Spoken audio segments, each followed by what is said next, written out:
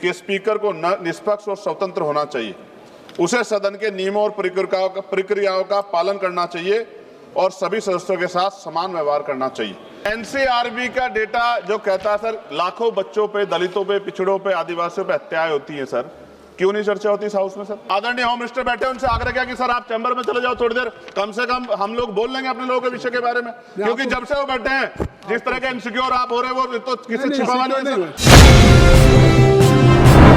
अविश्वास प्रस्ताव पे मेरी बात रखने का मौका दिया है सर। मैं धन्यवाद फूले, साहू, अंबेडकर, काशीराम साहब, बीपी मंडल साहब, उन तमाम महापुरुषों को जिन्होंने संघर्ष किया, जिनकी वजह से संवैधानिक व्यवस्था आई, और भारतीय संविधान को भी धन्यवाद दूंगा उसके प्रोसीजर को सर, उसकी वजह से आज हम लोग यहाँ हैं।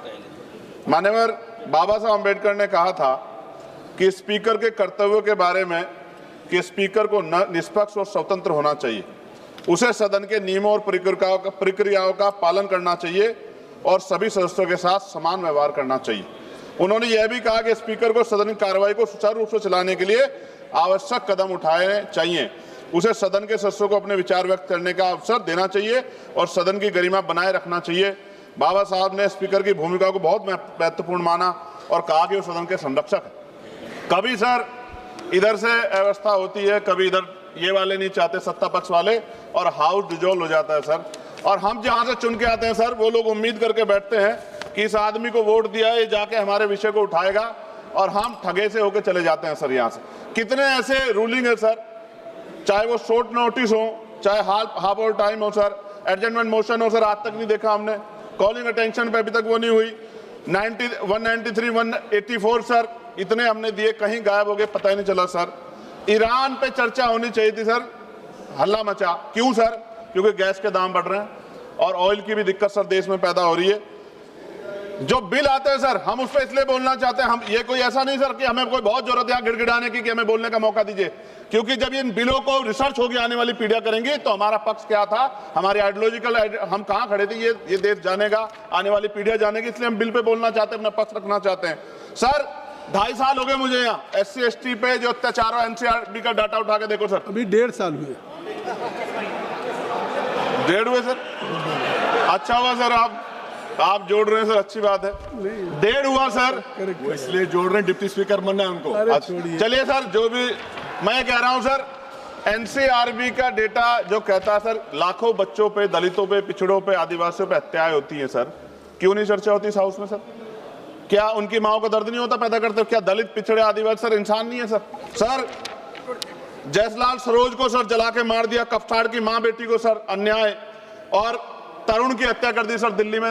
मेरा सर दिक्कत ये है हम लोगों की, अगर हम यहाँ नहीं बोलते हैं तो हमारे क्षेत्र के लोग कहते हैं कि बोलना चाहते हैं, यहाँ लड़ते हैं तो हम ऐसे दिखते जैसे हम सर भीख मांग रहे हो, अपमान का घूंट पीते हैं सर हम इस सेशन में कि हम अपनी बात को रख सके, और हम अपनी बात भी पूरी नहीं कर पाते सर, क्योंकि आप वहां से ऑर्डर कर देते हो कि खत्म करो, खत्म। हमने तो आदरणीय होम मिनिस्टर बैठे, उनसे आग्रह किया कि सर आप चैम्बर में चले जाओ थोड़ी देर, कम से कम हम लोग बोल लेंगे अपने लोगों के विषय के बारे में, क्योंकि जब से वो बैठे हैं जिस तरह के इनसिक्योर आप हो रहे हैं वो तो किसी छिपा नहीं है, बिल्कुल नहीं छिपा है। मैं तो आग्रह करूंगा आदरणीय गृह मंत्री जी थोड़ी देर बैठ जाए सर, तो हम लोग को बोलने का मौका मिल जाए। सर एक सेकंड, आप सबको समझ मिल रहा है सर, आप बहुत, आपका सबसे ज्यादा आप चेक कर लो, सबसे ज्यादा आपका होता है सर। डिप्टी स्पीकर नहीं बनाया गया सर, चेयर और पैनल की जरूरत नहीं पड़ती आज, अगर डिप्टी स्पीकर बन जाता। सर जब हम प्रोटेस्ट करते थे तो बहुत सारे IB के अधिकारी हमें वहां बाहर मिलते थे सर, आजकल हम उनको अंदर भी देख रहे हैं। क्या स्पीकर साहब को पता है इस बारे में?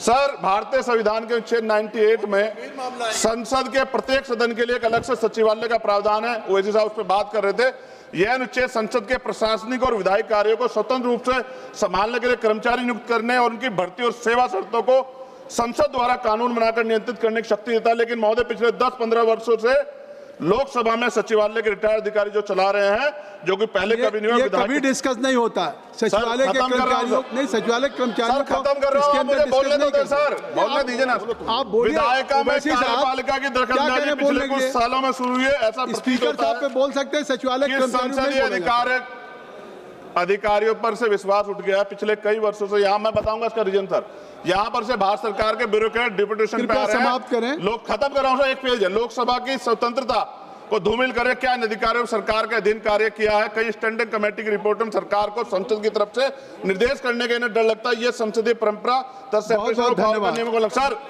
आखिरी पे सर 1 मिनट 30 सेकंड दीजिए सर क्यों कह रहा हूं, कितने डिपार्टमेंट ऐसे हैं जहां अभी बैकलॉग है सर, और यहां भी है सर 40% ज्यादा SC ST OBC के बच्चों के हक। सर 30 सेकंड भी दे रहे आप, 30 सेकंड आप मना कर दिए। मैं तो सच कह रहा हूं, तो आज आप बोल दीजिए। मान्यवर बहुत सारे बैकलॉग हैं, SC ST के बच्चों को, OBC के बच्चों को अधिकार मिलना चाहिए, नौकरी रोजगार मिलना चाहिए, इसलिए मैंने इस बात को उठाया। कई वर्षों से लोकसभा में नियुक्ति भी नहीं हुई, रिटायर्ड कर्मचारियों को समाप्त करिए। रखा है। लोकसभा के कर्मचारियों के निकट में सरकारी, सर हो गया, समाप्त कर रहा हूं, सरकारी घर की व्यवस्था सुनिश्चित की जाए। आपकी बात खत्म हो गई।